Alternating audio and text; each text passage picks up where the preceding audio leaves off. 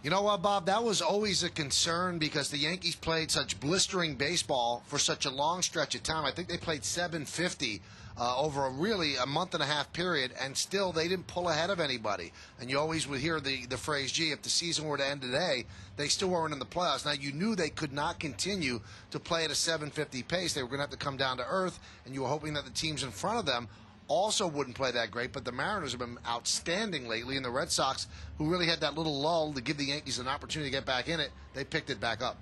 They have, and I know you don't particularly like this, Michael, but you control what you can control, and they are playing good baseball. Perhaps, is it going to be good enough? We'll see. You know, there's going to be, at least a month or so of baseball to go here, and it's going to be tough. Obviously, going into the Red Sox series after this, it's going to be interesting to see what they do there. It's going to make it much more compelling. But as a player, and David, you can attest to this, when you worry about other people and what they're doing, it's not going to help you perform. And what they need to do is to take the task at hand and control what they can control. And I know it sounds like semantics, but if you start looking at what other teams are doing, if they're winning, win all your games. So if you win all your games and everybody else wins their games, okay, well then you had a heck of a season. You fought right to the very end. That's what the Yankee players should be thinking about. Now, one thing that they were really thinking in the back of their mind, they always wanted to pull to within the amount of games they had left with the teams in front of them.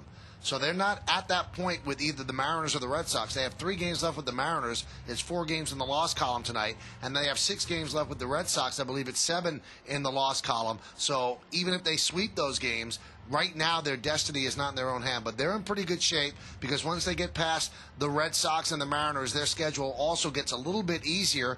And we'll see if they can make up some ground there. As long as we're within striking distance, and there's certainly that, at least in the wild card, they're very much in play.